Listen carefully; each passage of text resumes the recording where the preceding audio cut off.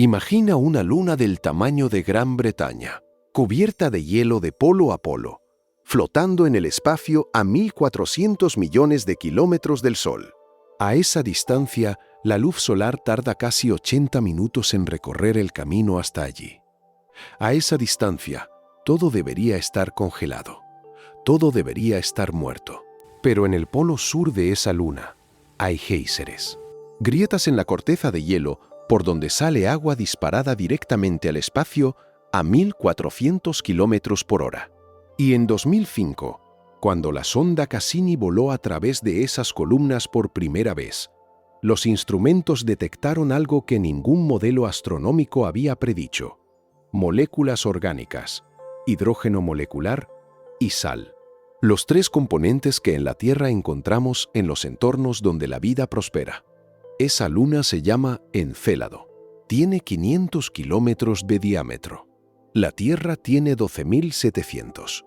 Y bajo su corteza de hielo hay un océano global, con agua líquida, salada, caliente en el fondo. Y Cassini no lo descubrió desde la distancia, lo atravesó. Voló por los géiseres 22 veces, probó lo que salía, lo analizó. La pregunta que este documental va a construir acto por acto no es si hay vida en Encélado. La pregunta es por qué. Dado todo lo que sabemos, ningún medio de comunicación lo dice con claridad. Que si hay vida en el sistema solar fuera de la Tierra, los datos apuntan a que está allí, en ese lugar. A 1.400 millones de kilómetros de aquí. Un momento antes de continuar, escríbeme en los comentarios desde dónde estás viendo esto. Cada vez que alguien en cualquier parte del mundo decide dedicar 2 horas a pensar en si estamos solos en el universo, es algo que me parece que vale la pena saber. La mayoría de las personas piensa en Saturno como el planeta de los anillos. Es comprensible. Los anillos son la imagen más icónica de la astronomía popular. Lo primero que dibuja cualquier persona cuando se le pide que represente el sistema solar. Pero los anillos no son lo más interesante de Saturno. Ni siquiera están cerca. Saturno tiene 85 lunas confirmadas, más que cualquier otro planeta del sistema solar, más que Júpiter, que durante décadas se consideró el campeón en número de satélites. 85 mundos orbitando un mismo planeta. Algunos del tamaño de ciudades, otros más grandes que el planeta Mercurio, algunos con atmósferas espesas, algunos con océanos bajo el hielo, algunos con química que en la Tierra solo aparece donde hay procesos biológicos o donde los hay. Lo que Saturno tiene no es un planeta con decoración, es un sistema planetario en miniatura. Un objeto central masivo rodeado por docenas de mundos en diferentes estados de evolución geológica y química. Cada luna es un experimento distinto. Cada luna tiene su propia historia, y todas ellas giran alrededor del mismo planeta de gas amarillento, que desde aquí parece solo el de los anillos. Y hemos explorado ese sistema entero con una sola misión, una sola sonda, un solo intento. Lo que encontramos con ese único intento es suficiente para cambiar las preguntas que hacemos sobre el universo. Pero para entender por qué, hay que saber cómo llegamos a estar mirando a Saturno en primer lugar. Galileo Galilei fue el primero en ver algo raro en Saturno, en el año 1610. A través de su telescopio primitivo, el planeta parecía tener 2 objetos más pequeños pegados a sus lados. Los llamó las orejas de Saturno. No tenía manera de saber que estaba viendo los bordes de un sistema de anillos. Y no tenía manera de saber que lo que verdaderamente importaba estaba mucho más cerca. Las pequeñas manchas que también se movían alrededor del planeta y que en aquella época eran imposibles de distinguir con detalle. Fue Christian Huygens quien, en 1655, descubrió la primera luna de Saturno de forma confirmada. La llamó Titán. 4 décadas después, Giovanni Cassini encontró 4 más: Japeto, Rea, Tetis y Dione. Y durante los siguientes 2 siglos, la astronomía fue añadiendo lunas a la lista una a una. Cada descubrimiento separado por décadas del anterior porque los instrumentos no podían ver más. El salto real ocurrió en las décadas de los 70 y los 80 con las sondas Voyager. Voyager 1 y Voyager 2 pasaron por Saturno en 1980 y 81 respectivamente, y encontraron estructuras complejas en los anillos, niebla naranja en la atmósfera de Titán y docenas de lunas pequeñas que antes nadie había visto. Pero los Voyager fueron rápidos. Pasaron de largo, tomaron fotografías, midieron lo que pudieron y siguieron su camino hacia los confines del sistema solar. No fue hasta Cassini, lanzado en 1997, llegado a Saturno en 2004, operando durante 13 años, cuando el sistema de Saturno pasó de ser un conjunto de imágenes borrosas a ser un lugar que empezamos a conocer de verdad. Cassini no pasó de largo, Cassini se quedó. Pero aquí está la ironía. Durante casi toda la historia de la exploración espacial, las lunas de los planetas exteriores eran consideradas rocas sin interés para la astrobiología. El campo, que estudia los posibles orígenes de la vida en el universo, tenía un foco casi único durante las décadas posteriores al programa Apolo, Marte. Y tiene sentido históricamente. Marte es vecino. Está a 225 millones de kilómetros en su punto más cercano, que en términos del sistema solar es la habitación de al lado. Tiene una superficie sólida. Tuvo agua líquida en el pasado. Lo sabemos por los cauces secos, por los minerales formados solo en presencia de agua, por los depósitos de hielo en los polos. Marte era el candidato obvio. Pero la búsqueda de vida en Marte viene produciendo resultados ambiguos desde 1976, cuando las sondas Viking hicieron los primeros experimentos diseñados para detectar metabolismo biológico y los resultados fueron, en el mejor de los casos, inconclusos. Y sin embargo, la mayoría del presupuesto de astrobiología siguió yendo hacia Marte. Las lunas de los planetas exteriores seguían siendo, para la mayoría de los planificadores de misiones, rocas en el frío. Lo que cambió esa perspectiva no fue una misión espacial, fue un hallazgo en el fondo del océano de la Tierra. En 1977, investigadores del Océano Profundo estaban explorando la dorsal de las Galápagos en el Pacífico con el sumergible Alvin, cuando encontraron algo que no existía en ningún libro de texto: comunidades enteras de organismos vivos en total oscuridad, en el fondo del océano, agrupadas alrededor de grietas en el lecho marino por donde salía agua calentada por la actividad geológica interna de la Tierra. Esas grietas se llaman ventilaciones hidrotermales. El agua que emerge de ellas está cargada de azufre y minerales y puede superar los 300 grados de temperatura. No hay fotosíntesis posible allí. Ningún rayo de luz llega hasta ese fondo.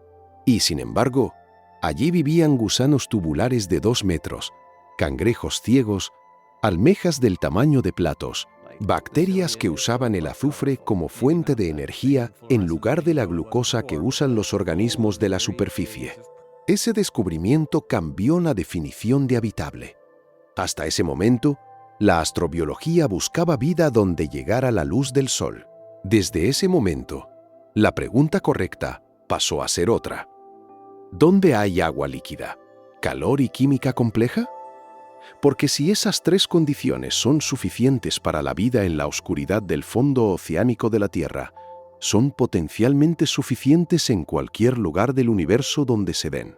Y hay al menos una luna en órbita alrededor de Saturno donde se dan las 3. Los anillos de Saturno son espectaculares.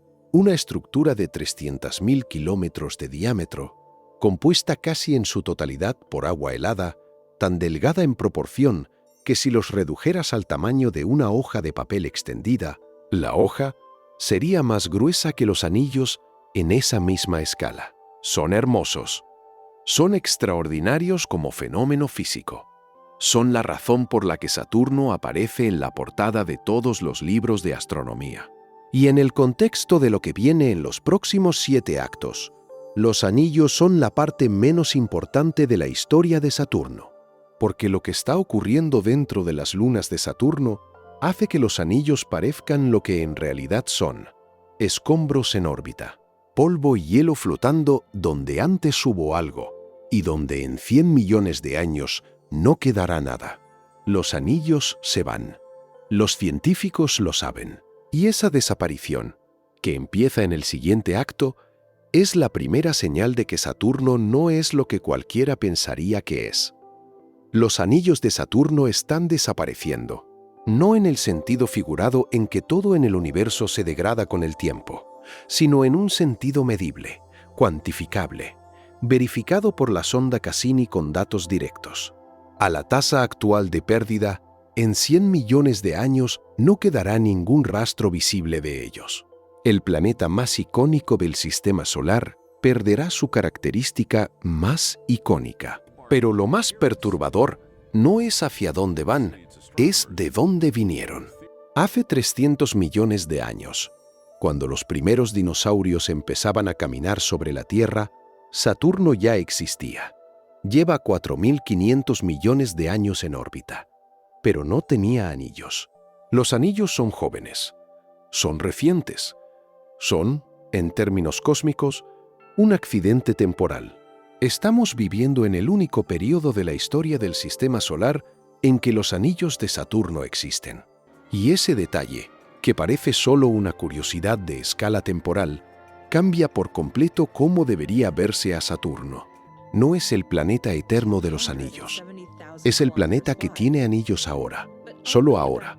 Los anillos están compuestos en un 95% de agua helada y en el resto de polvo y fragmentos de roca. Eso ya es desconcertante. La estructura más visible del sistema solar, la que hace inconfundible a Saturno desde cualquier telescopio de jardín, está hecha principalmente de lo mismo que el hielo de una nevera. Fragmentos de agua congelada de tamaños que van desde el polvo microscópico hasta bloques tan grandes como una casa. El diámetro total del sistema de anillos es de aproximadamente 300.000 kilómetros. Para dar una referencia, la distancia media entre la Tierra y la Luna es de 384.000 kilómetros. Los anillos de Saturno son casi tan anchos como esa distancia. Si colocas la órbita de la Luna como escala, los anillos casi la llenan. Y sin embargo, el grosor máximo de esa estructura es de aproximadamente 1 kilómetro. En la mayoría de los lugares, menos de 100 metros.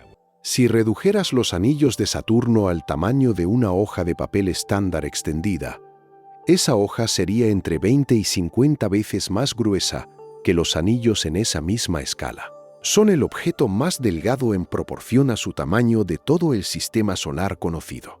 Y están ahí, visibles desde la Tierra a simple vista con un telescopio modesto, como si el universo no hubiera considerado necesario que tuvieran sentido. ¿De dónde salió todo ese material?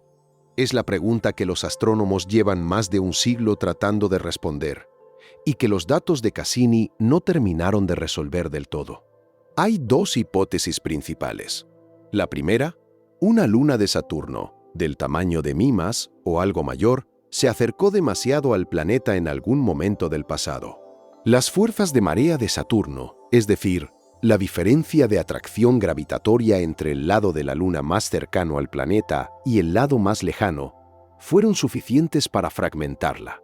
Los pedazos quedaron en órbita y con el tiempo colisionaron entre sí, se trituraron y se distribuyeron en el plano ecuatorial del planeta hasta formar los anillos que vemos. La segunda, un cometa de tamaño suficiente se adentró en el sistema interior de Saturno. Las fuerzas de marea lo desintegraron de la misma manera. Los restos se distribuyeron en órbita y el Sol y las tormentas de radiación fueron pulverizando los fragmentos más grandes con el tiempo.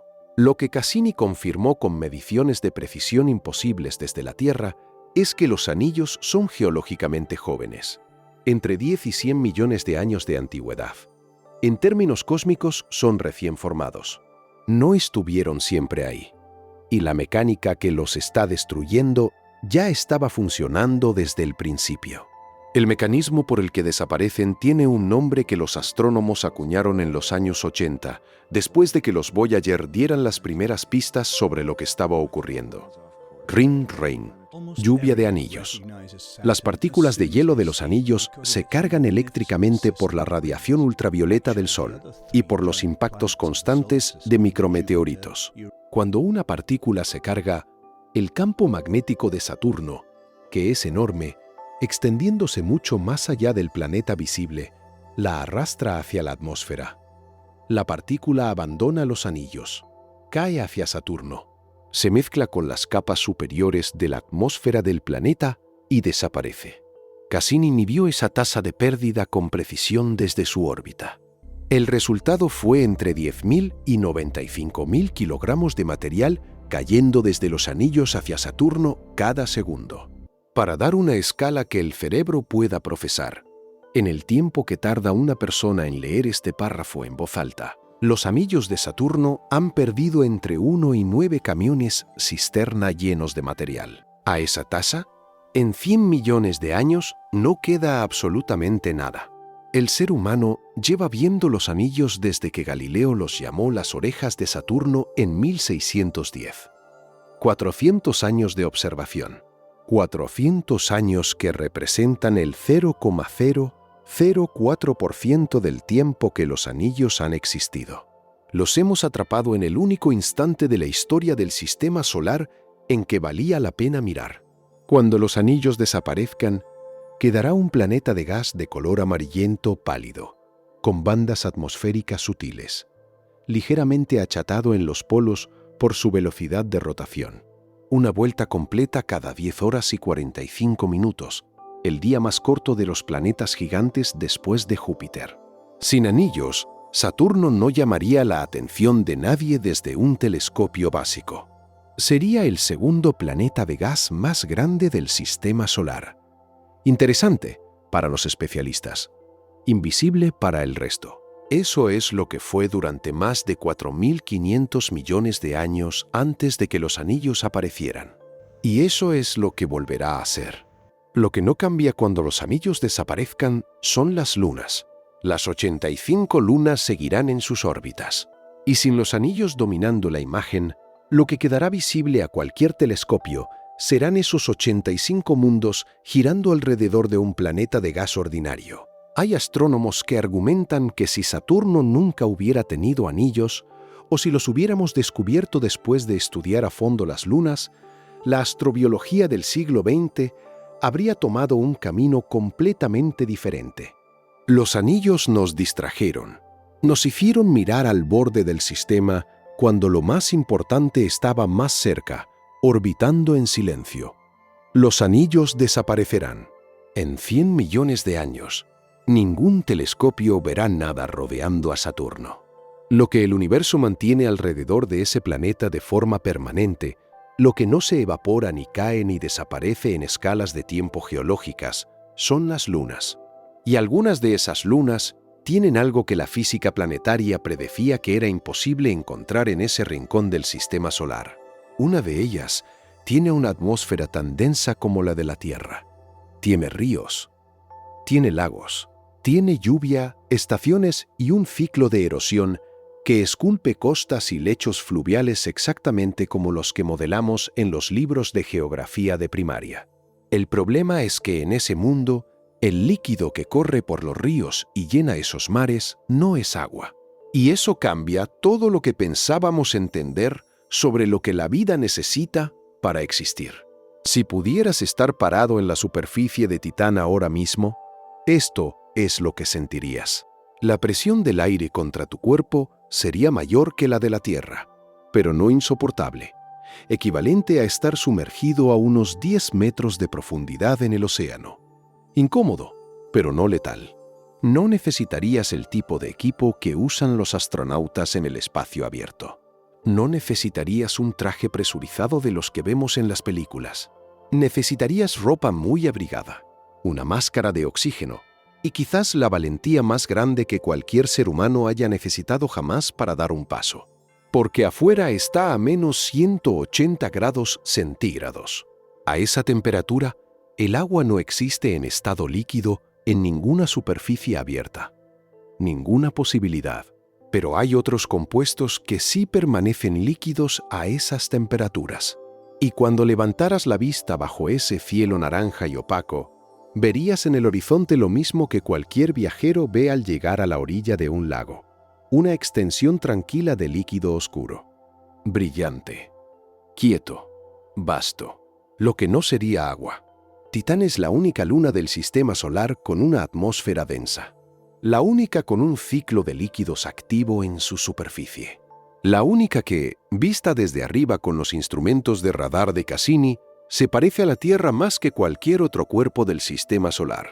Y la razón por la que podría albergar vida no es la razón que cualquiera esperaría. La atmósfera de Titán es en un 95% nitrógeno. La de la Tierra es en un 78% nitrógeno. En términos de composición principal, son prácticamente iguales. Si tomáramos solo ese dato, sin más contexto, Titán y la Tierra serían los dos únicos cuerpos del sistema solar con atmósferas dominadas por nitrógeno. Todos los demás son oxígeno, dióxido de carbono, hidrógeno, helio, pero no nitrógeno. Solo la Tierra y Titán. El resto de la atmósfera de Titán es metano, aproximadamente un 5%, y una mezcla de hidrocarburos y compuestos orgánicos complejos que los científicos llaman tolins. Los tolins son cadenas de carbono e hidrógeno ensambladas por la radiación ultravioleta del Sol, que actúa sobre el metano y el nitrógeno de la atmósfera. En la Tierra, compuestos con esa estructura química, los asociamos con dos cosas: la química prebiótica de los primeros 1.000 millones de años del planeta y los productos de actividad biológica. Esa niebla de tolins es lo que colorea el cielo de Titán de ese naranja denso y uniforme que vemos en las imágenes de Cassini. Llueve constantemente sobre la superficie en forma de partículas finas. Si alguien encontrara esos compuestos en la Tierra y midiera su composición química sin saber su origen, los clasificaría automáticamente como productos de procesos biológicos o como precursores directos de vida. En Titán se forman solos. Por ahora, asumimos que se forman solos. En el polo norte de Titán hay mares. No estanques, no charcos, no acumulaciones pequeñas. Mares. Ligeia Mare tiene aproximadamente 126.000 kilómetros cuadrados de superficie, comparable al lago Superior en Norteamérica, el mayor de los grandes lagos. Kraken Mare, el mayor de todos los mares de Titán, cubre más de 400.000 kilómetros cuadrados. Para dar una referencia, el Mar Caspio, el lago más extenso de la Tierra, tiene 371.000 kilómetros cuadrados. Kraken Mare es más grande. Están llenos de metano líquido y etano. A 180 grados bajo cero, esos compuestos permanecen líquidos exactamente igual que el agua permanece líquida a temperatura ambiente en la Tierra. Es química básica. Cada sustancia tiene su punto de fusión y su punto de ebullición. Y en Titán la temperatura hace que el metano juegue el papel que el agua juega aquí. Y el metano no solo se acumula en esos mares. Evapora desde la superficie, asciende por la atmósfera, forma nubes y cae de vuelta como lluvia. Lluvia de metano sobre costas de hielo de agua, que en Titán es tan duro como la roca porque el agua a esas temperaturas tiene la dureza del granito. Los ríos de metano líquido han esculpido esas costas durante millones de años, igual que el agua esculpe los cañones y los valles de la Tierra. Titán tiene estaciones. Tarda 29 años terrestres en completar una órbita alrededor del Sol, porque orbita a Saturno y Saturno orbita al Sol. Cada estación dura más de 7 años terrestres, y con cada cambio de estación, los patrones de lluvia y evaporación de metano se desplazan de polo a polo, igual que los monzones cambian con las estaciones sobre Asia y África. El 14 de enero de 2005, una sonda del tamaño de una lavadora se separó del módulo principal de Cassini y comenzó a descender hacia la superficie de Titán. Se llamaba Huygens. Era una misión de la Agencia Espacial Europea y había viajado 7 años acoplada a Cassini para llegar hasta allí.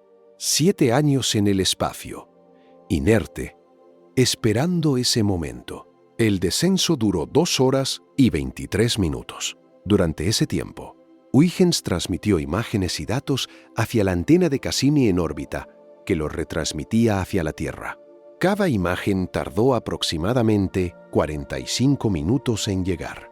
Los científicos en la sala de control de la Agencia Espacial Europea en Darmstadt, Alemania, estaban viendo Titán con un retraso de 3/4 de hora. Lo que vieron cuando esas imágenes comenzaron a llegar: costas, líneas nítidas que separaban zonas oscuras y planas, fondos de cauces secos o antiguos mares, de zonas más claras y elevadas que parecían mesetas o continentes, ríos, canales de drenaje con tributarios ramificados exactamente como los que traza el agua en cualquier superficie de la Tierra, piedras en el lugar de aterrizaje, no angulosas y fragmentadas como las que produce la actividad volcánica, sino redondeadas por la erosión de un fluido que las había estado puliendo durante mucho tiempo. Huygens no aterrizó en un mar, aterrizó en una llanura seca, pero esa llanura llevaba escritas en su geología las huellas de procesos que en la Tierra solo produce el agua en movimiento. Cuando la sonda tocó la superficie, los sensores térmicos detectaron que el suelo estaba empapado de metano líquido que comenzó a evaporarse por el calor residual de los instrumentos. El suelo de Titán, en el momento en que lo tocamos por primera vez, estaba mojado.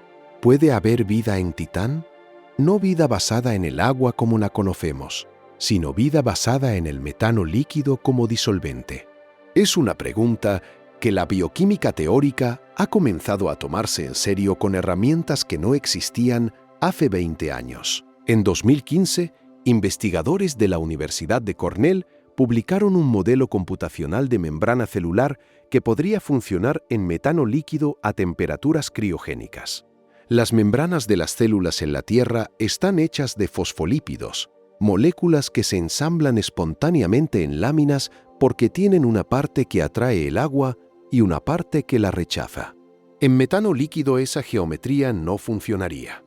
Pero los investigadores encontraron que el acrilonitrilo, un compuesto que Cassini detectó en la atmósfera de Titán, puede formar estructuras análogas en metano líquido.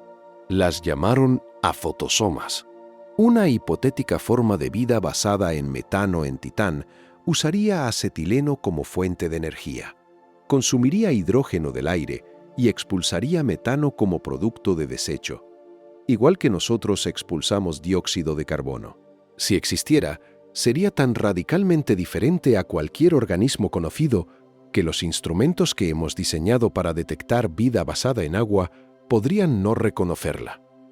Nuestros biosensores buscan agua, azúcares, aminoácidos, ADN.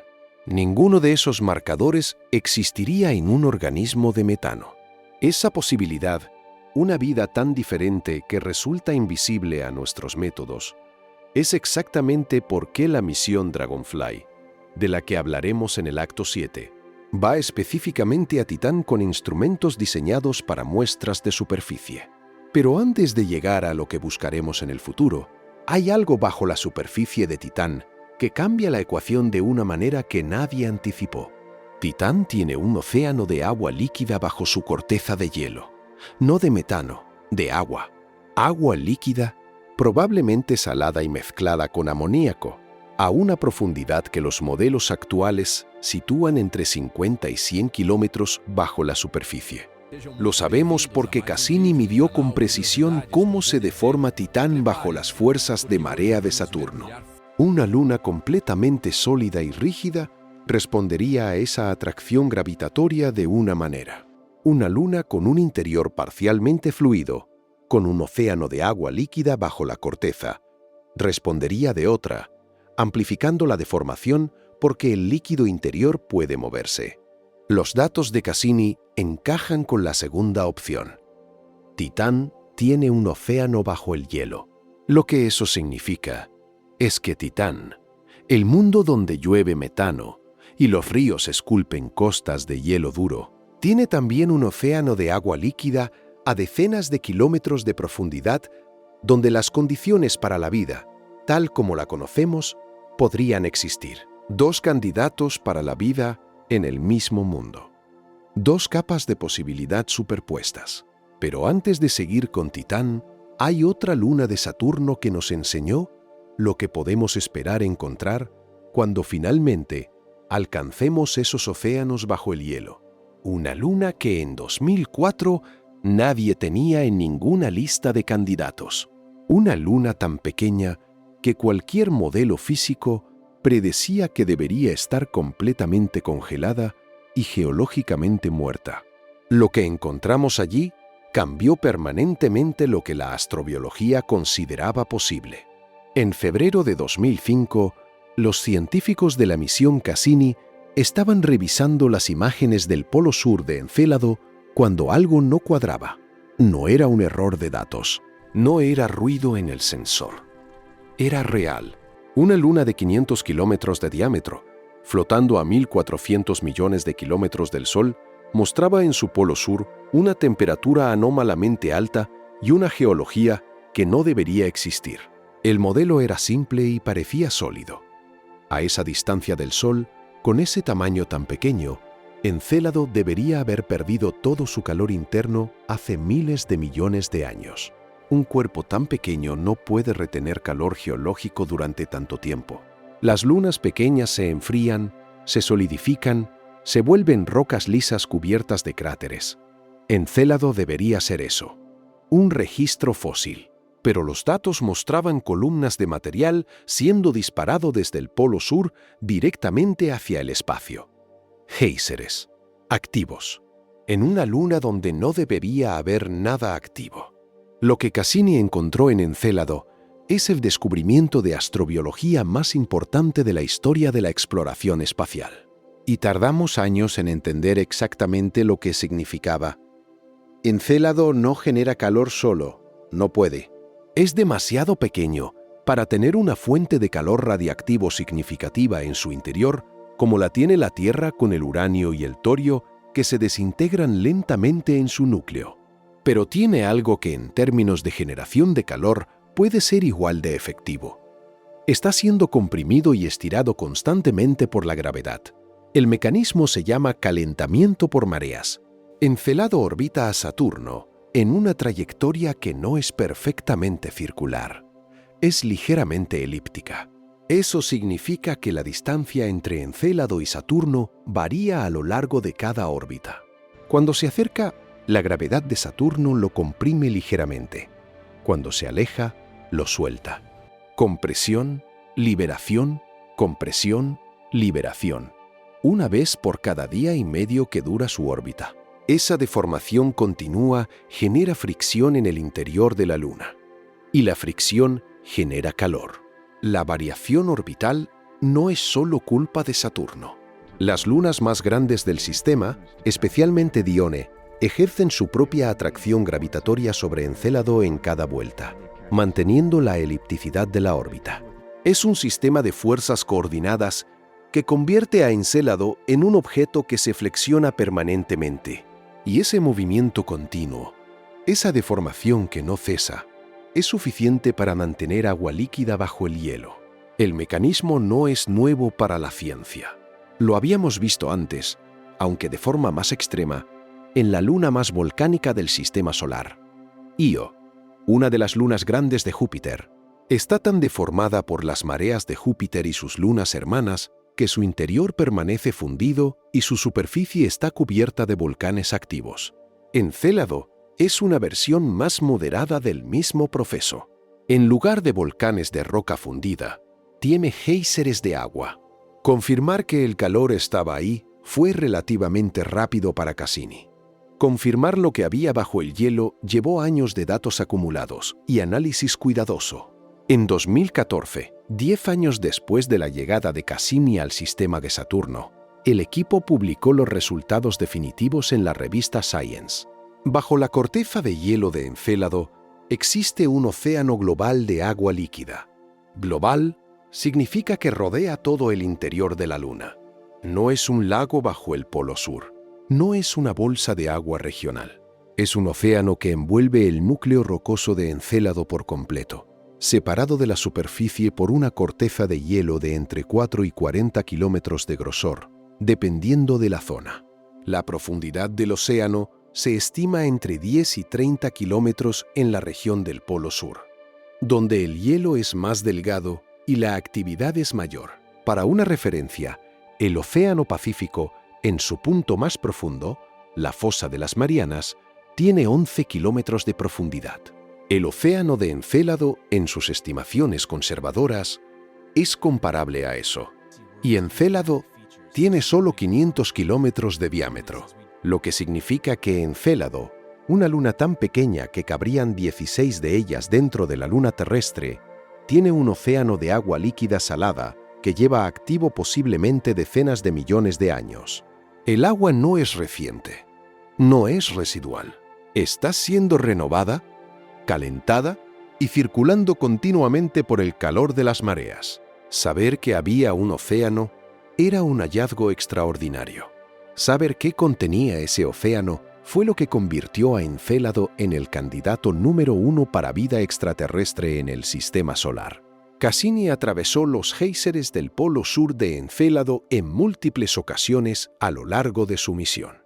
No una vez, no 5, 22 veces en total. En cada pasada, los instrumentos de análisis de partículas aspiraban el material de los penachos y medían su composición química. Los resultados fueron llegando vuelo a vuelo, acumulándose en una lista que ningún astrobiólogo se atrevía a leer demasiado rápido por miedo a lo que implicaba. Vapor de agua, el componente principal de los penachos, confirmado desde el primer vuelo. Moléculas orgánicas, detectadas en el tercer vuelo. Sílice nanométrico, partículas de sílice de un tamaño tan específico, entre 2 y 8 nanómetros, que solo pueden formarse cuando el agua caliente a alta temperatura entra en contacto con roca. Sal, cloruro de sodio, el mismo tipo de sal que tiene el océano de la Tierra. Y en el vuelo de 2015, el análisis más cuidadoso de los datos confirmó hidrógeno molecular. No hidrógeno combinado en otras moléculas, sino hidrógeno libre, gaseoso, que salía del interior del océano hacia el espacio. Ese dato específico, ese hidrógeno molecular libre, es el que cambió la conversación de forma definitiva. El hidrógeno molecular libre en el agua no permanece ahí por accidente. Es inestable en presencia de agua líquida y reacciona con rapidez con otras sustancias disponibles. Si está saliendo del interior de Encélado en cantidades detectables, algo lo está produciendo activamente en el fondo del océano. Solo hay un proceso conocido que produce hidrógeno molecular en esas condiciones dentro de un entorno oceánico: la serpentinización. Es una reacción química entre el agua caliente y ciertos tipos de roca rica en hierro y magnesio. El agua penetra en la roca, reacciona con los minerales y libera hidrógeno como producto. Esa reacción ocurre en la Tierra, precisamente en las ventilaciones hidrotermales del fondo oceánico. Allí donde el agua marina se filtra hacia el interior caliente de la corteza oceánica, se calienta y emerge de vuelta cargada de minerales e hidrógeno. Las ventilaciones hidrotermales en la Tierra no solo producen hidrógeno, son ecosistemas completos. Los gusanos tubulares de 2 metros, los cangrejos yeti, las bacterias sulfurosas que descubrieron en las Galápagos en 1977.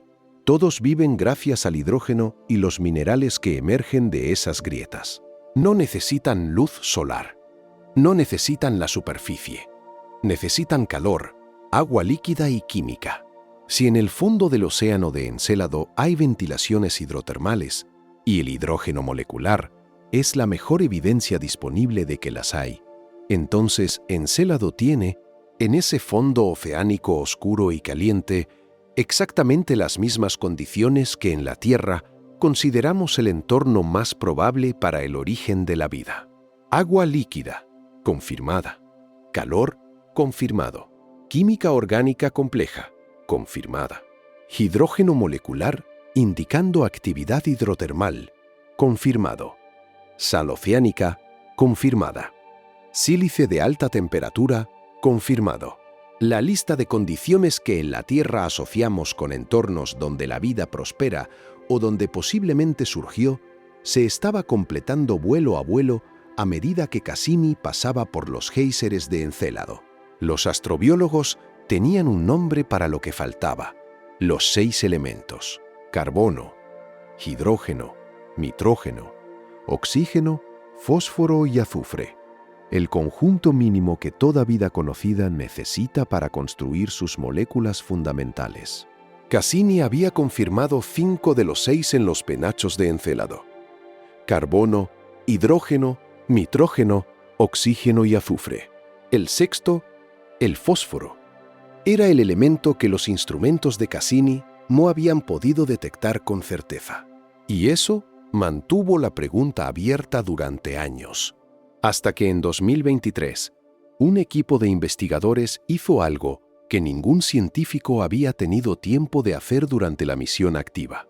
Se sentó con todos los datos archivados de Cassini, con instrumentos de análisis mucho más precisos que los disponibles cuando los datos llegaron por primera vez, y buscó el fósforo de nuevo. Lo que encontraron es el tema del siguiente acto. En 2023, un equipo de investigadores del Instituto de Tecnología de Berlín y del Instituto Planetológico de París tomó los datos archivados del espectrómetro de masas de Cassini, datos recogidos durante los vuelos a través de los géiseres de Encélado entre 2004 y 2017, y los analizó con métodos computacionales que no existían cuando esos datos llegaron. Lo que buscaban era el fósforo. Lo que encontraron superó lo que esperaban. La concentración de fosfatos en el material de los géiseres de Encélado es entre 100 y 1000 veces mayor que en el océano terrestre.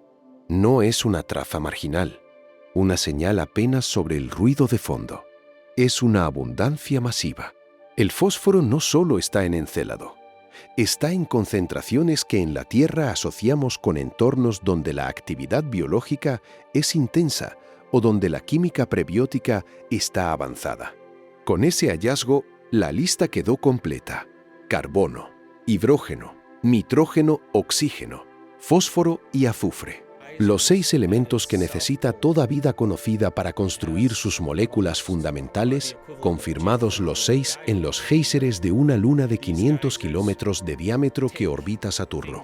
El conjunto más completo de condiciones para la vida jamás encontrado fuera de la Tierra. Los bioquímicos tienen un acrónimo para esos 6 elementos: CHNOPS: carbono, hidrógeno, nitrógeno, oxígeno, fósforo y azufre. 6 letras que resumen la receta de todo organismo vivo que hemos encontrado en la Tierra, desde la bacteria más simple hasta el árbol más complejo, desde un virus hasta una ballena azul. Todos construidos con las mismas 6 piezas fundamentales en proporciones distintas. El carbono es el esqueleto. Tiene la capacidad única de formar cadenas largas y estructuras tridimensionales complejas: proteínas, lípidos, azúcares, ácidos nucleicos, que ningún otro elemento puede replicar con la misma versatilidad. El hidrógeno está en casi todas las moléculas orgánicas.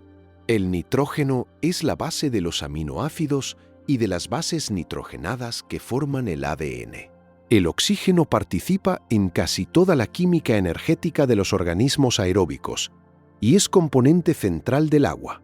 El azufre entra en ciertas proteínas críticas y en algunos procesos metabólicos fundamentales, especialmente en los organismos que viven en entornos extremos como las ventilaciones hidrotermales. Y el fósforo, el que faltaba en Encélado hasta 2023, es quizás el más esencial de todos si se mira su función con precisión. El fósforo es el esqueleto del ADN, la columna vertebral de la doble hélice que almacena la información genética de todos los seres vivos. Está hecha de grupos fosfato enlazados entre sí. Sin fósforo no hay ADN. Sin ADN no hay replicación. Sin replicación no hay vida tal como la conocemos. Y el fósforo Es también el componente central del ATP, el adenosín-trifosfato, que es la moneda energética de toda célula viva. Cada vez que un músculo se contrae, cada vez que una neurona dispara, cada vez que una bacteria sintetiza una proteína, lo hace gastando ATP. Sin fósforo no hay ATP. Sin ATP no hay energía celular. ¿Cuán inusual es encontrar los 6 juntos? En agua líquida, con calor, con química orgánica compleja, ¿en un entorno activo? Es la pregunta que los astrobiólogos llevan formulándose desde que el primer dato salió del espectrómetro de Cassini. En la Tierra, los 6 elementos CH-NOPS se encuentran distribuidos por todas partes, porque 4.000 millones de años de vida biológica los han redistribuido y concentrado en prácticamente todos los ecosistemas. Pero si retrocedes en el tiempo y preguntas, ¿dónde se encontraron juntos por primera vez antes de que existiera ningún organismo que los ciclara? La respuesta más aceptada en la astrobiología actual apunta precisamente a los entornos hidrotermales del fondo oceánico primitivo. En esos entornos, el agua caliente cargada de minerales emergentes del lecho oceánico creaba gradientes químicos y de temperatura. Esos gradientes son una fuente de energía. La química inorgánica de los minerales proporcionaba los elementos necesarios. El agua líquida proporcionaba el medio donde las reacciones podían ocurrir con suficiente frecuencia. Y con el tiempo suficiente, esas condiciones produjeron las primeras moléculas autorreplicantes. Encelado tiene todas esas condiciones. No condiciones similares, las mismas condiciones. El mismo tipo de agua, el mismo tipo de minerales, los mismos 6 elementos. El mismo gradiente de temperatura entre el fondo caliente y el agua fría del océano superior. Si ese entorno produjo vida en la Tierra una vez, la pregunta que la biología no puede responder con certeza es ¿por qué no lo produciría en Encélado? Las ventilaciones hidrotermales del fondo oceánico de la Tierra no son solo un modelo teórico para lo que podría existir en Encélado. Son ecosistemas que podemos estudiar en detalle para saber exactamente qué tipo de vida podríamos esperar encontrar en condiciones similares. El proceso que sostiene esos ecosistemas se llama quimiosíntesis, que es el equivalente en la oscuridad de la fotosíntesis en la superficie.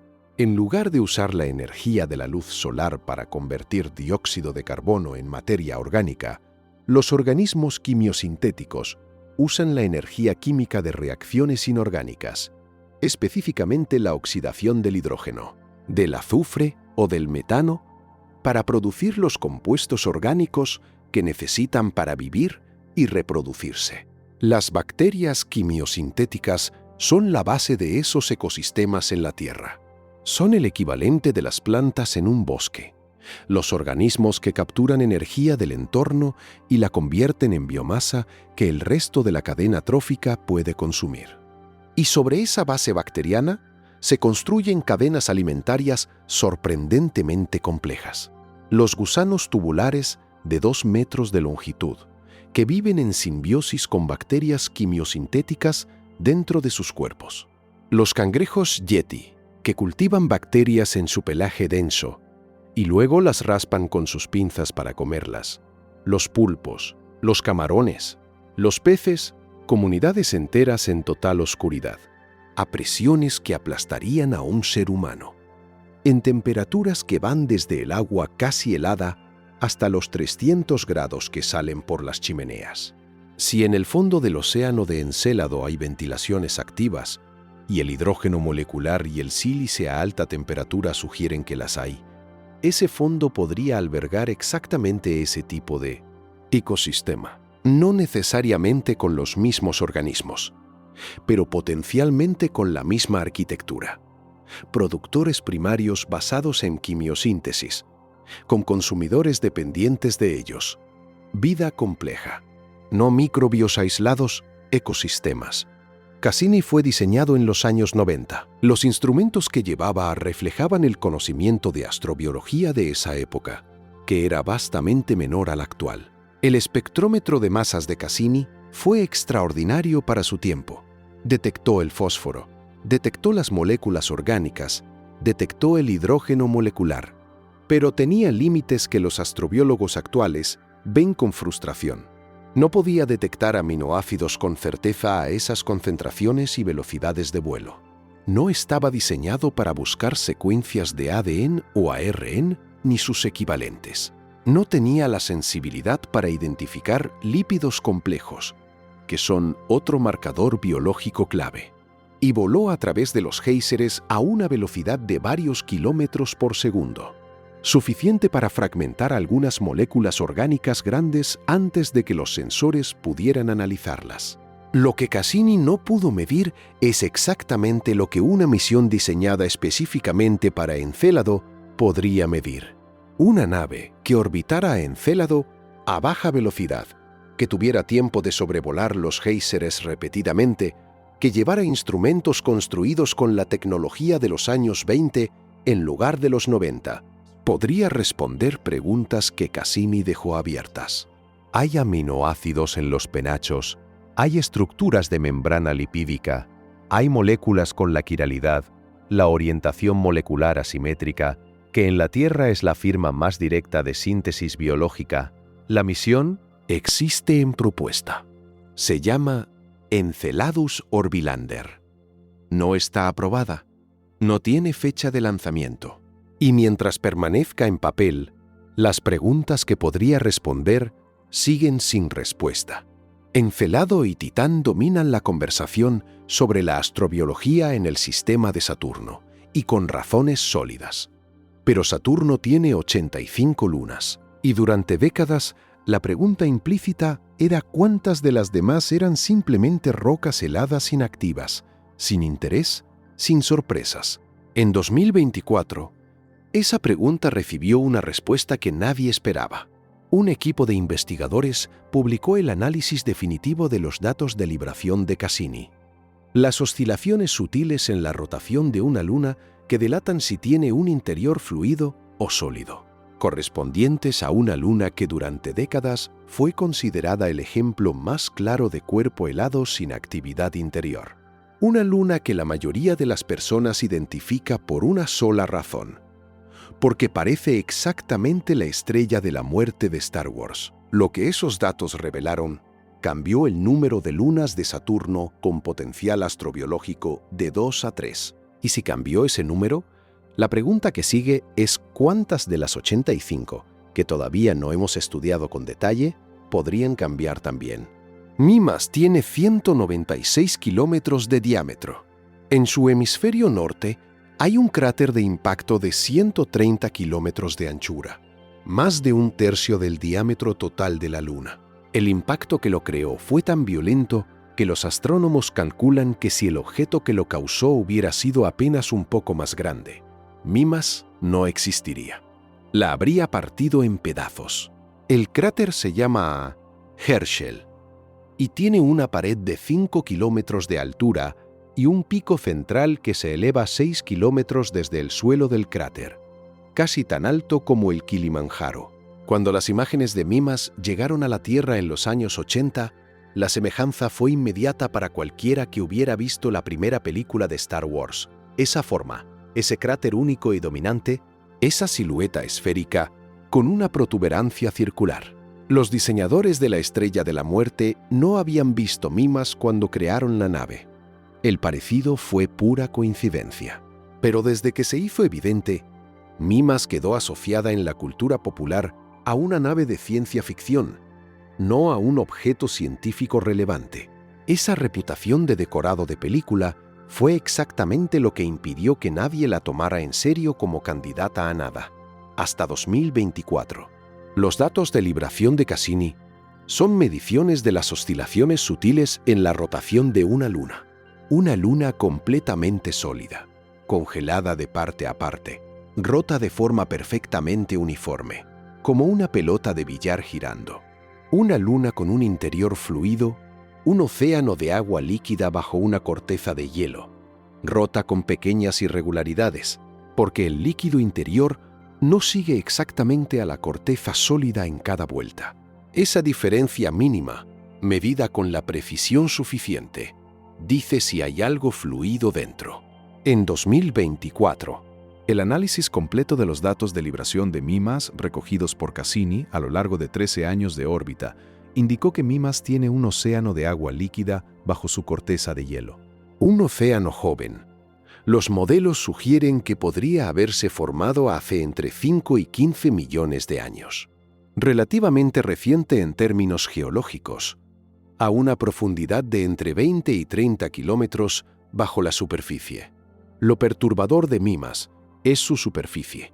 Está completamente cubierta de cráteres de impacto antiguos, sin ninguna señal visible de actividad geológica reciente. Las superficies activas, como el polo sur de Encélado, muestran zonas lisas donde el hielo ha sido renovado. Grietas recientes, terreno joven. Mimas no muestra nada de eso. Por eso nadie la consideró candidata. Por eso los modelos la descartaban. Pero el interior fluido no necesita manifestarse en la superficie si el océano es lo suficientemente joven y la corteza de hielo encima es lo suficientemente gruesa. Mimas sería, según ese modelo, una Encélado en una etapa más temprana de evolución, aún no lo bastante activa para producir géiseres visibles, pero ya con agua líquida bajo el hielo. Si eso es correcto, el número de lunas del sistema solar con océanos subsuperficiales es mucho mayor de lo que cualquier modelo predijo.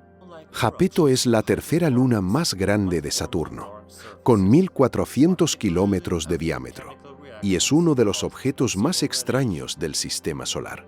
No por lo que hay en ella, sino por cómo está dividida. El hemisferio que apunta en la dirección de su órbita, el hemisferio delantero, el que lidera el movimiento de la Luna alrededor de Saturno, es negro. No gris oscuro, no marrón, negro, tan oscuro como el asfalto, con una reflectividad de apenas un 4%. El hemisferio trasero, el que mira hacia atrás en la dirección de la órbita, es blanco, brillante, reflectivo como la nieve fresca, y no hay transición gradual entre los dos. No es un degradado de oscuro a claro. La línea entre el hemisferio negro y el blanco es abrupta. Es como si alguien hubiera pintado exactamente la mitad de la luna de negro y hubiera dejado la otra mitad inmaculada. La explicación más aceptada actualmente. El material oscuro es polvo procedente de las lunas exteriores de Saturno, especialmente de Febe, que es bombardeada constantemente por micrometeoritos y produce una lluvia de partículas oscuras que se distribuyen en la dirección del movimiento de Jápeto. El hemisferio delantero las recoge porque es el que avanza. El hemisferio trasero las evita porque va detrás. Con el tiempo, el polvo acumulado en la zona oscura absorbe más calor solar. El hielo de agua bajo él sublima y el contraste se amplifica. Pero hay un segundo misterio en Jápeto que esa explicación no resuelve. Alrededor de su ecuador exacto hay una cresta montañosa de 20 kilómetros de altura que rodea casi toda la Luna. 20 kilómetros. Para comparar, el monte Everest mide 8 kilómetros y medio. La cresta ecuatorial de Jápeto es más del doble. Y no hay ninguna explicación completamente satisfactoria de cómo llegó ahí. Hiperión es la luna que rompe la última regla que uno esperaría que una luna pudiera romper, la de rotar de forma predecible. Tiene forma de esponja, no esférica, no elipsoide, no irregular de una manera que el ojo puede seguir con facilidad, genuinamente porosa, con cráteres tan profundos y paredes tan finas que desde ciertas distancias parece un objeto sólido al que alguien le hubiera quitado toda la masa del interior. Su densidad es tan baja que los científicos estiman que un 50% de su volumen es espacio vacío, bolsas de aire o de vacío atrapadas en el hielo y la roca. Pero lo que hace a Hiperión verdaderamente único es su rotación.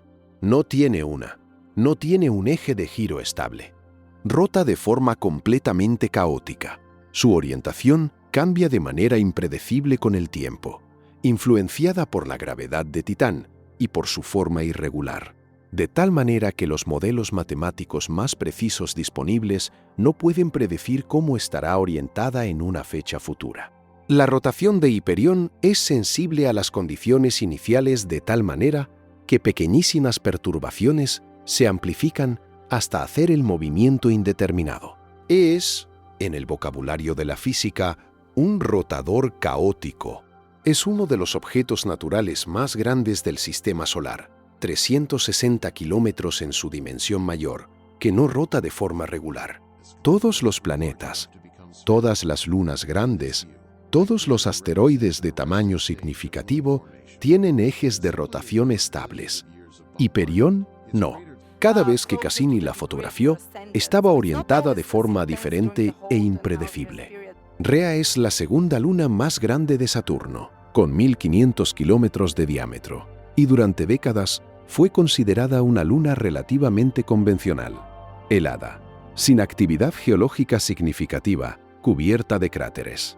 Entonces, en 2008, los instrumentos de Cassini detectaron algo que no tenía precedente en la astronomía planetaria. Los sensores de partículas energéticas de Cassini, mientras orbitaba cerca de Rea, detectaron una reducción en el flujo de electrones en ciertas posiciones alrededor de la Luna, de la misma forma en que los anillos de Saturno producen reducciones similares cuando Cassini los atraviesa. La interpretación del equipo. Rea podría tener partículas en órbita a su alrededor. Un anillo. Rea podría ser la primera luna del Sistema Solar con su propio sistema de anillos. No se confirmó definitivamente. Las imágenes posteriores de Cassini en busca de ese material no mostraron nada visible. El hallazgo permanece en el estado de hipótesis plausible no confirmada, que en ciencia es un espacio incómodo. Pero si la interpretación original es correcta, el sistema de Saturno contiene un planeta con anillos, lunas con océanos y al menos una luna con su propio anillo. Un sistema dentro de un sistema dentro de un sistema, cada nivel replicando la estructura del nivel superior. 85 lunas, 2 con condiciones que la astrobiología considera directamente relevantes para la vida. Una más, Mimas, incorporada a esa lista en 2024, y el resto, en su mayoría, conocidas solo a través de sobrevuelos rápidos o imágenes de baja resolución de una misión que terminó en septiembre de 2017. Ese fue el día en que la Agencia Espacial Europea y la NASA tomaron una decisión deliberada: hundir a Cassini en la atmósfera de Saturno. No por accidente, por protocolo de protección planetaria. Cassini llevaba 13 años en el espacio. El combustible se estaba agotando, y si se dejaba a la deriva, existía la posibilidad de que eventualmente impactara en Encélado o en Titán, contaminando con bacterias terrestres sobrevivientes a los mundos que más interesaba mantener limpios para futuros análisis biológicos. Cassini fue destruida deliberadamente para proteger lo que encontró. Lo que viene después de Cassini es la pregunta de si la humanidad enviará algo de vuelta y con qué ambición. Hay una misión aprobada, hay una fecha, y el vehículo que va a aterrizar en otro mundo del sistema de Saturno no se parece a nada que hayamos enviado antes. En algún momento alrededor de 2034, un vehículo del tamaño de un automóvil compacto descenderá a través de la atmósfera de Titán y aterrizará en su superficie. Tiene 8 rotores dispuestos en 4 pares. Está alimentado por energía nuclear, un generador de radioisótopos que convierte el calor de la desintegración del plutonio en electricidad, igual que el rover Curiosity en Marte. Y una vez que aterrice, despegará, volará hacia otro lugar, aterrizará, tomará muestras, despegará de nuevo. Se llama Dragonfly, libélula, y será el primer vehículo aéreo en operar de forma sostenida en la superficie de otro mundo. No un sobrevuelo, no una sola maniobra de descenso. Vuelos regulares de decenas de kilómetros, durante meses, explorando una superficie que en términos científicos es la más parecida a la Tierra primitiva de todo el Sistema Solar. La NASA lo aprobó en 2019. El lanzamiento está previsto para 2028. El viaje hasta Saturno durará 6 años. La llegada a Titán, si todo va según el plan, será en 2034. Desde su aprobación hasta sus primeros datos científicos, habrán pasado 15 años. Eso no es una demora burocrática. Es la física del sistema solar. Lo primero que cualquiera pregunta sobre Dragonfly es la misma pregunta que haría al ver una libélula del tamaño de un automóvil. ¿Cómo puede volar en Titán? La respuesta está en 2 números. La atmósfera de Titán es 4 veces más densa que la de la Tierra al nivel del mar, y la gravedad de Titán es 1/7 de la terrestre. Esa combinación es, para un vehículo con rotores, casi ideal. Volar en Titán requiere mucho menos potencia que volar en la Tierra porque el aire es más denso y hay menos peso que levantar. Si transportaras un helicóptero terrestre a Titán, sin modificarlo, y lo encendieras, probablemente podría volar con una fracción de su potencia normal. Dragonfly fue diseñado específicamente para esas condiciones. Sus 8 rotores generan sustentación en un aire que es casi tan denso como el agua comparado con las capas altas de la atmósfera terrestre donde vuelan los aviones comerciales. La temperatura exterior, menos 180 grados, impone desafíos de materiales y lubricación, pero no es un obstáculo para el vuelo en sí. En cada misión de vuelo, Dragonfly puede cubrir entre 8 y 40 kilómetros en una sola jornada. En su misión total de 2 años y medio, podría cubrir más de 250 kilómetros de superficie. Para comparar, el rover Opportunity en Marte, que operó durante 15 años, cubrió 45 kilómetros en total. Dragonfly, en su primera misión, cubrirá 5 veces esa distancia. El primer destino de Dragonfly no es uno de los grandes mares de metano. Es el cráter Selk, un cráter de impacto de 78 kilómetros de diámetro en el hemisferio ecuatorial de Titán. Los cráteres de impacto en Titán son raros. La atmósfera densa ralentiza y destruye la mayoría de los meteoritos antes de que lleguen a la superficie, de la misma forma que la atmósfera terrestre hace desaparecer la mayoría de los fragmentos que entran desde el espacio. Los que llegan son lo suficientemente grandes para sobrevivir ese paso. Y cuando un objeto lo bastante masivo impacta en la superficie de Titán, ocurre algo que no pasa en ningún otro mundo del sistema solar. El calor del impacto funde temporalmente el hielo de agua de la corteza y lo mezcla con los compuestos orgánicos que cubren la superficie. Durante un periodo de horas o días después del impacto, en el cráter existe agua líquida en contacto directo con la química orgánica compleja de la superficie de Titán. Agua y orgánicos, mezclados. Exactamente las condiciones que en la Tierra primitiva se consideran candidatas para la síntesis de las primeras moléculas prebióticas. Selk tiene esas huellas congeladas en su geología. Dragonfly llegará ahí a buscar lo que quedó de esa mezcla. Si hay aminoácidos preservados en el suelo del cráter, si hay moléculas que muestran la firma de haber sido formadas en agua líquida, la química prebiótica de Titán habrá dado un salto desde la especulación hacia la evidencia directa. Mientras Dragonfly se construye y se pone en camino hacia Titán, la pregunta que muchos astrobiólogos llevan años formulando en voz alta es: ¿por qué no Encélado?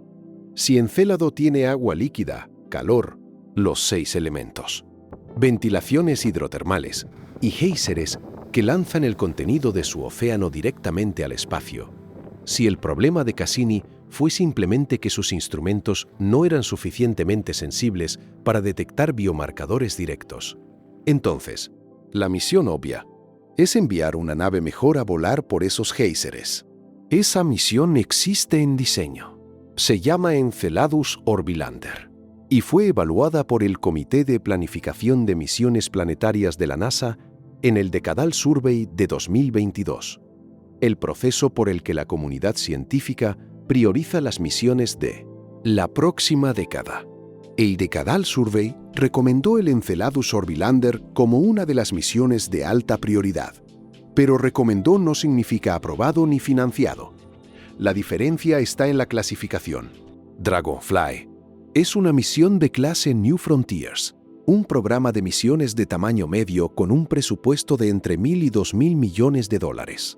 Enceladus Orbilander sería una misión de clase Flagship, el nivel más ambicioso y caro de la NASA, con costos estimados entre 2.000 y 5.000 millones. En ese nivel de costo, solo puede aprobarse una misión Flagship cada 10 o 15 años, y el próximo cupo ya está comprometido con el Uranus Orbiter and Probe. Encélado tendrá que esperar su turno. La escala de tiempo de la exploración espacial profunda es uno de los datos que la divulgación científica raramente comunica con honestidad. No porque sea desalentador, sino porque requiere un nivel de perspectiva temporal que el cerebro humano procesa mal. Cassini fue aprobado en concepto en los años 80. Llegó a Saturno en 2004. Operó hasta 2017. Los datos que recogió durante esos 13 años siguen siendo analizados en 2024, 7 años después de que la misión terminó. El hallazgo del fósforo ocurrió en 2023, 6 años después de que Cassini se hundió en Saturno, usando datos de instrumentos que viajaron al espacio en 1997. Dragonfly llegará a Titán en 2034. Si sus datos sugieren que hace falta una misión de seguimiento, una sonda que taladre el hielo de Titán, por ejemplo, o un análisis más profundo del cráter Selk, esa misión de seguimiento no podría llegar antes de 2050 en el mejor escenario. Una misión a Encélado, si se aprobara hoy, llegaría a mediados de los años 40. Las respuestas definitivas sobre si hay vida en el sistema de Saturno están a una generación de distancia como mínimo. No porque la tecnología no exista, existe, sino porque construir, lanzar y volar una misión de esa escala al sistema exterior del solar requiere entre 10 y 20 años solo de viaje. Más años de desarrollo, más años de análisis. La ciencia espacial opera en escalas de tiempo humanas completas.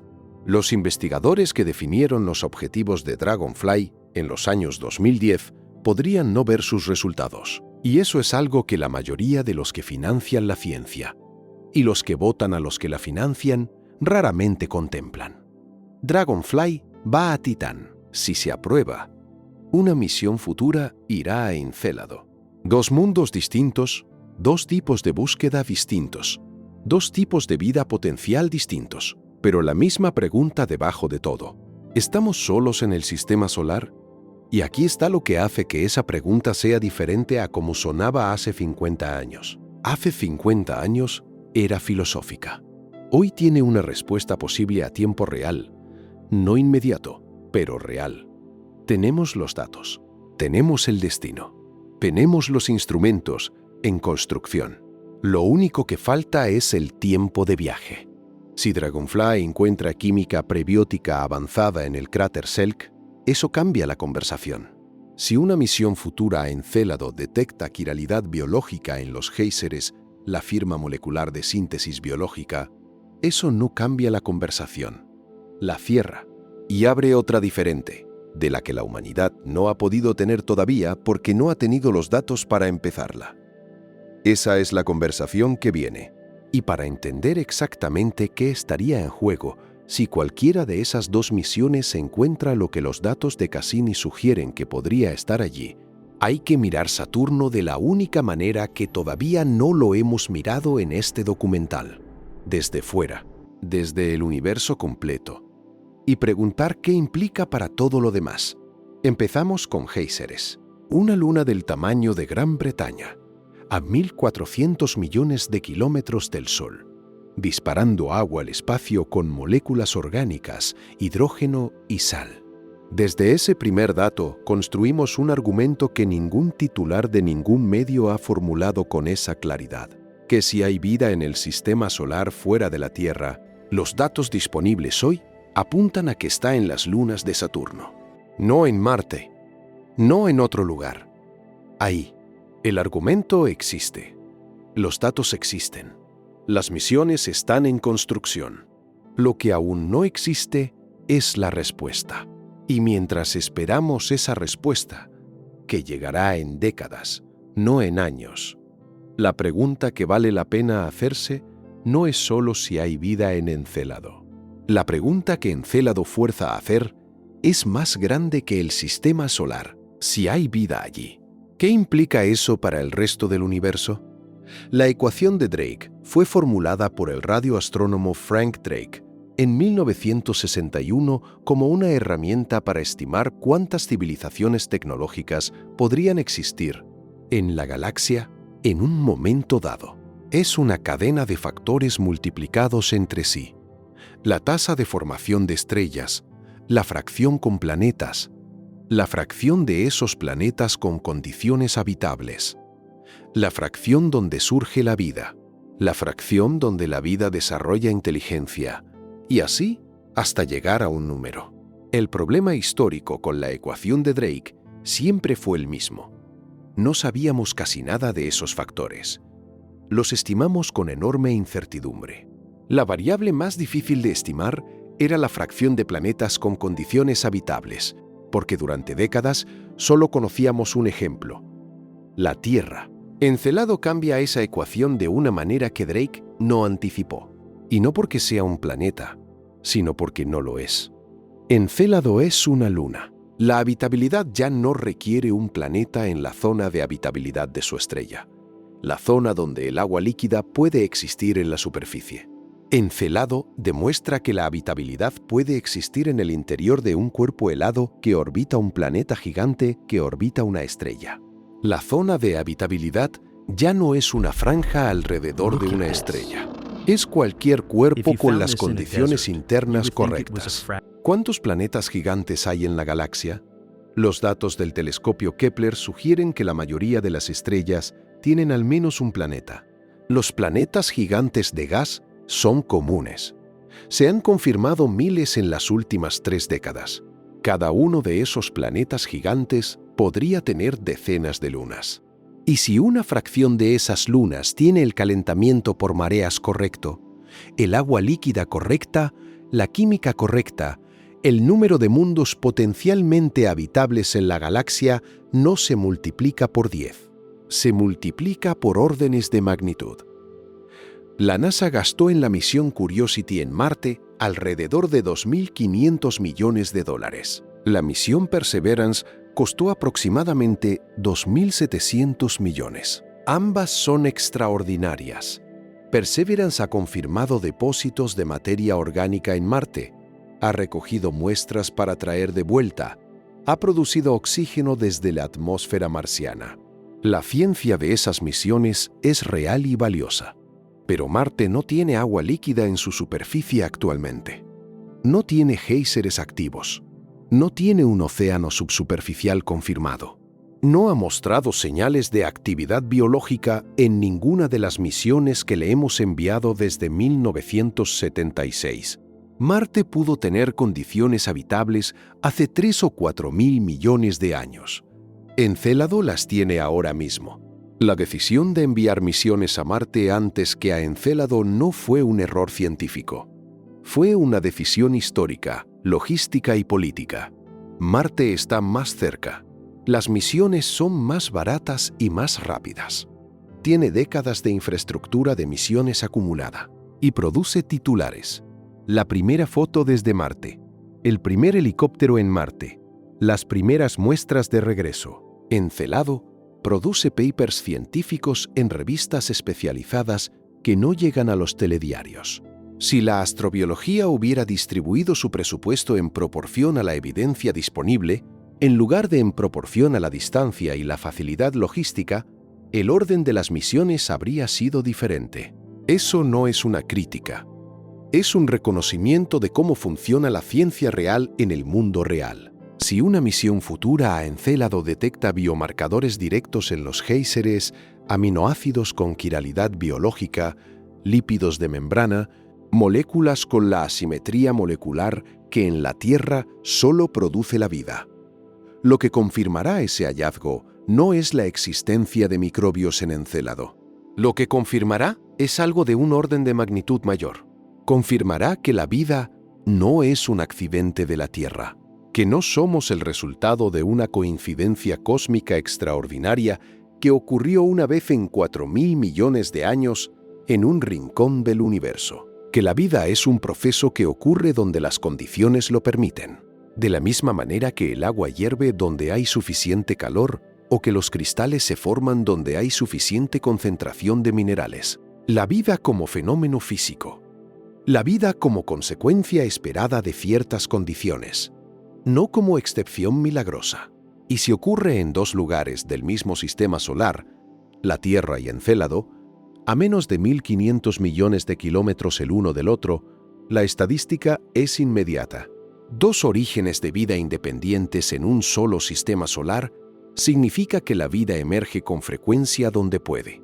Significa que en los 200.000 millones de estrellas de la Vía Láctea, con sus planetas y sus lunas, hay vida en muchos de ellos, no en algunos, en muchos. El número exacto no lo sabemos, pero la diferencia entre 1, solo la Tierra, y 2, la Tierra y Encélado, no es la diferencia entre 1 y 2. Es la diferencia entre el accidente y la regla. El escenario opuesto merece ser considerado con la misma seriedad que el escenario esperanzador, porque sería igualmente informativo. Quizás más. Imagina que Dragonfly llega al cráter Selk en 2034. Analiza el suelo con instrumentos diseñados para detectar química prebiótica y no encuentra ninguna molécula compleja formada en agua líquida. Que la química de Titán, a pesar de los mares de metano, y los tolins y el ciclo hidrológico, resulta ser estéril en el nivel prebiótico relevante. Imagina que después una misión llega a Encélado, vuela por los géiseres con espectrómetros de sensibilidad que Cassini ni podía imaginar, y los penachos resultan ser agua salada con minerales y química orgánica, pero ningún aminoácido, ningún lípido de membrana, ninguna molécula con la asimetría de la síntesis biológica. Si eso ocurre, las preguntas que surgirán serán tan importantes como las que habría respondido el descubrimiento de vida. ¿Por qué no hay vida en Encélado, si tiene todas las condiciones que en la Tierra consideramos suficientes? ¿Qué falta en nuestra definición de las condiciones mínimas para la vida? ¿Qué tiene la Tierra que Encélado no tiene, a pesar de que Encélado tiene todo lo que creíamos que necesitaba? Esas preguntas conectan con la paradoja de Fermi. Si las condiciones para la vida son comunes en el universo, ¿dónde está todo el mundo? El universo tiene 13.800 millones de años. Las estrellas similares al Sol llevan miles de millones de años formando planetas y lunas. Si la vida surge inevitablemente donde hay condiciones, debería haber civilizaciones en todo el universo, algunas con miles de millones de años de ventaja tecnológica sobre nosotros. Y sin embargo, el silencio del universo es absoluto. Si no hay vida en Encélado a pesar de las condiciones, ese silencio se explica un poco mejor. La vida sería difícil, sería rara. Y nuestra rareza, en lugar de ser nuestra insignificancia, sería nuestra mayor distinción. Empezamos con géiseres en una luna del tamaño de Gran Bretaña. Terminamos con la posibilidad de que en ese sistema lejano, a 1.400 millones de kilómetros de aquí, invisible a simple vista, haya algo vivo ahora mismo, no inteligente, no tecnológico, no capaz de preguntarse si está solo en el universo, pero vivo, procesando energía, replicándose, respondiendo al entorno, haciendo lo mismo que el primer organismo que hizo esas cosas en la Tierra hace 4.000 millones de años en el fondo de un océano oscuro, alrededor de una grieta de la que salía agua caliente. Si Encélado tiene vida, Saturno no es el planeta de los anillos. Es el sistema que demostró que la Tierra no es el único lugar del universo donde la biología existe. Y si tiene lunas así, si un solo sistema solar tiene dos mundos habitables independientes, ¿cuántas de las 200.000 millones de estrellas de la Vía Láctea tienen sus propios Encélados orbitando sus propios Saturno? ¿Cuántas de las 2 billones de galaxias del universo observable tienen sus propias versiones de lo que estamos empezando a entender aquí? La pregunta con la que empezamos era por qué los medios no dicen claramente que Encélado es el candidato más sólido para vida extraterrestre en el sistema solar. La respuesta, después de todo lo que hemos recorrido, es probablemente la misma razón por la que cualquier verdad importante tarda en llegar a la conversación pública, porque es más grande de lo que cualquier titular puede contener, porque implica demasiado, porque si la dices en voz alta y resulta ser verdad, nada vuelve a ser exactamente igual. La pregunta no es si hay vida en Saturno. La pregunta es, ¿cuántas veces ocurrió lo mismo en los 200.000 millones de trillones de estrellas que no hemos mirado todavía?